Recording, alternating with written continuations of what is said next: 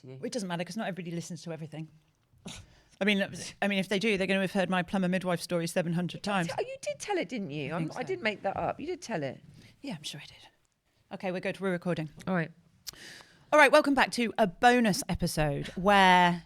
How many weeks is it now? Like I'm on fucking Parky now, knowing this is going to be like a bit... Do you know, it's my dream job. It's my dream job to do like a TV show. But how many female talk show hosts are there? Not many. Are there any? Basically, they put them all together on Loose Women, don't they? Think about Jonathan Ross show, and there's none hosted by women. That's what I'm saying. The only thing you see is like Loose Women where they put them all together. I'm like, there's a gap in the market, and I fit in that gap perfectly. Anyway, what I wanted to do, this is a bonus episode. I've sort of dropped this on you a bit like I did with the makeup-free episode, but you know, we've got to use the time that we've got. So we've got a few minutes. Thought we'd get a bonus episode in where we came back to you 3 or 4 weeks after we did the makeup-free episode. Now that was it was pretty uncomfortable for me, but it was borderline traumatic for you. And I know that since then we've had chats about it. You couldn't process it properly at the time. If you've listened to the episode, it was really emotional, and it was really heartbreaking. It's a tough one, actually. It's really tough. I mean, I saw the edit this morning, and I've had it for a couple of days, obviously, and I just wasn't ready. I had to kind of be in the right state to. So yeah, it was tough to watch. And as I was editing it, actually, I realised that I was more affected than I thought I was, because it was a really hard episode to edit. Basically, we weren't very good, in the nicest possible way. Yeah. We were very preoccupied and distracted.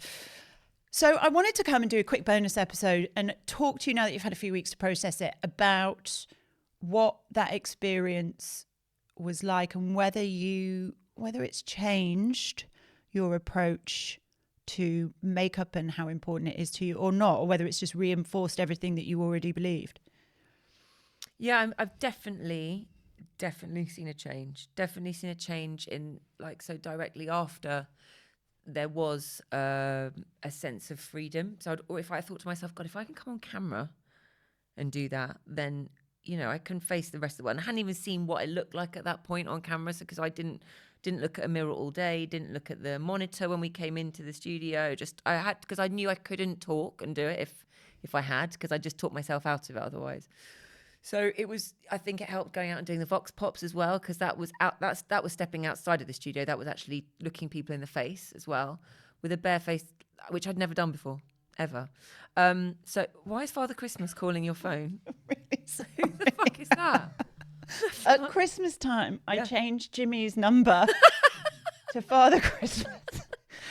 Because then he calls me once a day when I'm with the kids. Yeah. And I go, Father Christmas is calling. He's calling to find out if you've been naughty or nice. Well, we all know what the answer to that is, don't we, at the moment? Sorry, carry on. Fine. So it was the challenge. When I was in here with you, I'm sitting down, having not looked at the monitor, having not looked in the mirror, and just feeling like, okay, I can do this. I'm just looking at you. I still wasn't cool looking at the camera, but looking at you, and we were talking, and I think it was a distraction, and that was good. And then it kind of, the anxiety when we were going outside to talk to people, that was the next notch.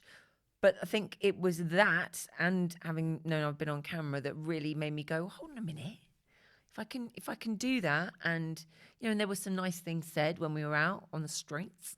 If I can do that, then why can't I do the school run? And why can't I? So I definitely wore less. It started creeping back in a little bit. But something that also really hit me was when I watched the Pamela Anderson documentary, and I said this to you. So because we talked about it in that episode, didn't we? The makeup-free episode was kind of inspired by the fact she'd gone makeup-free on Drew Barrymore. That was it. Yeah. But you hadn't seen the documentary at that point, right? Got it. So I was very much, kind of focused on Pamela Anderson, the image and everything, the media image, so to speak, rather than what I saw within the documentary. I spoke about kind of episode before last, I think, when I had seen it. And it suddenly occurred to me that as I was watching it, first of all, my interest was in like how she looked, and I was I was kind of going, God, like, she really is makeup free. But then as it went on, and I kind of fell in love with her as a person, I came away from it thinking, oh God, she just got more beautiful actually as the show went on.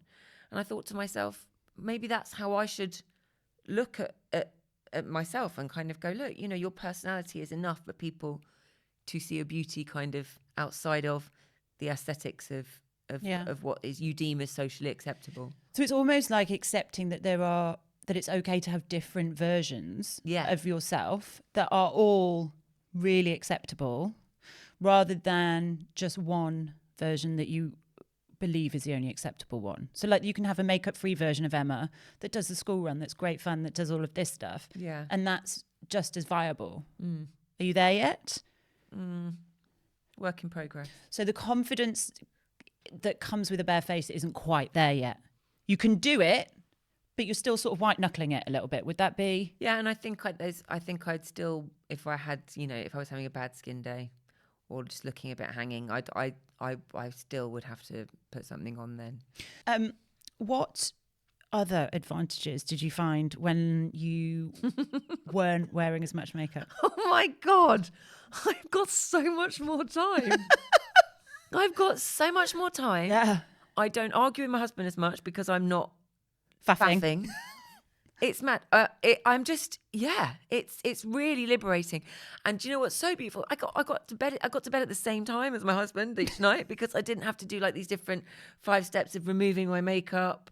You know, I could just put put skincare on, just like tiny things like not having to take mascara off, things like that. Yeah, that was really liberating. And also, I remember you saying when you were coming to get ready, when you were coming to the makeup-free episode and you were getting ready, it was like you'd left yourself 2 hours. Yeah. And you were sort of done in 25 minutes. Like, what do I And you were like, do with myself? It's very obviously the thought of like leaving early, getting there on time didn't occur to you. We spoke about time blindness. Yeah, we know. It's a thing. Don't worry. It's a thing. You know, you're not just disrespecting people's time. So is it something you're working towards consistently? Like, or is it like, I've done it, I don't need to do it again? Or are you like, no, going forwards, I'm going to be more comfortable with this? Yeah, definitely. I think, but part of that will mean continue to do things like I'll probably regularly get my eyelashes lifted and tinted. I think that's because it will allow me to go without. Do you know what I mean? Yeah. I'll still be tanning, get my eyebrows done, and just things that just kind of are more basic and less kind of applied.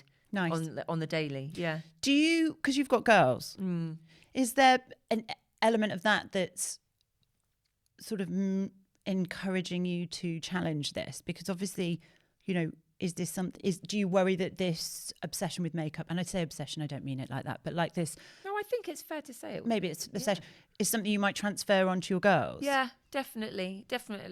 I think, you know, that at this point, they're just kind of in the playful stage. They're not trying to cover anything. And I have to be careful as well not to go, oh, you know, if we're going to shoot some content for, you know, for socials, like going, let's just put a little bit of concealer under your eyes, because they've both got smacaditis, like they've got from their dad. So they've constantly got like dark circles under their eyes. I think my kids do too. I think it's just, also, we got a school photo back the other day and Billy had a spot here. Right. And I got the downloadable version because I am not paying £75 for them to print off fucking photos for me. Absolutely. And I thought, well, I've got the digital version. I could just airbrush it out. I could just get rid of that. And I stopped myself. Yeah. Because I thought, nobody actually is going to know. Like, even if I airbrushed it out, Billy probably wouldn't notice.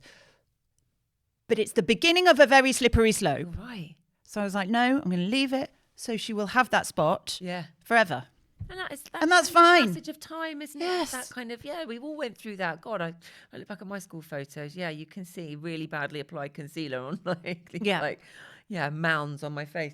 I think, it is really important, and I do want the kids to use makeup in the future to, you know, kind of to enhance, rather than to mask like I did. And I think, you know, but I've always found it tricky because it's become such a ritual. So every morning they see mummy doing it. They have done since they were born. So I've always battled with kind of how to say, oh, well, mummy, you don't need it, mummy does. But then that's it's just as bad. It's like, it's really hard to justify it. Because it's not about the makeup, is it? It's like, you know, we talked about the parallels between drinking. It wasn't about the alcohol. It was about the hole in the soul, like the insecurity. Yeah. And you just turned to makeup to give you the confidence you needed to exist and walk through the world. Yeah. And I turned to alcohol to give me the confidence to walk through the world. Yeah. And so just because you wear a lot of makeup doesn't mean your kids are going to have the same. Yeah. They might wear a lot of makeup, but it might not be because they're really struggling with confidence. It might just be because they saw mummy do it and they fucking love makeup. Exactly. And I said, because Johnny doesn't like them even like playing pretend with makeup. Why you got all that on? And it's just like, because they don't confuse it with what I do, because I think he worries you're going to put it on them now, you know, and I'm like, they're just doing it in a really playful way. I can see how they're applying it, you know. Yeah. And I think that now they're old enough that I'm in a position where, which I couldn't do before because it was just too intricate to explain, that I can explain where that came from, why I started doing it. And I think they're really proud. Like they notice when I don't put it on, because it's something that I've always said, I don't want to wear this. I don't really want to wear it. And so when they've seen me recently, you know, particularly Barley, she picks up on it and she's just like, your skin looks lovely. You haven't, I know, so sweet. She goes, you don't need it. You look beautiful. And, you know, and then I remind her to that... be more Barley. She's not drawing on fucking lampshades, is she? No, actually, yes. Okay, fine. Sorry for another day. But yeah, no, it's lovely. And that's, it's really nice having two little cheerleaders on my side. And yeah. Well, I'm just going to wrap it up and just say that it was, I know you feel very uncomfortable when anybody says this, but it was amazing what you did. You were very vulnerable, and I think it will have helped an awful lot of people. Oh. So thanks. Thank you. All right, wicked. Thank you. Yay.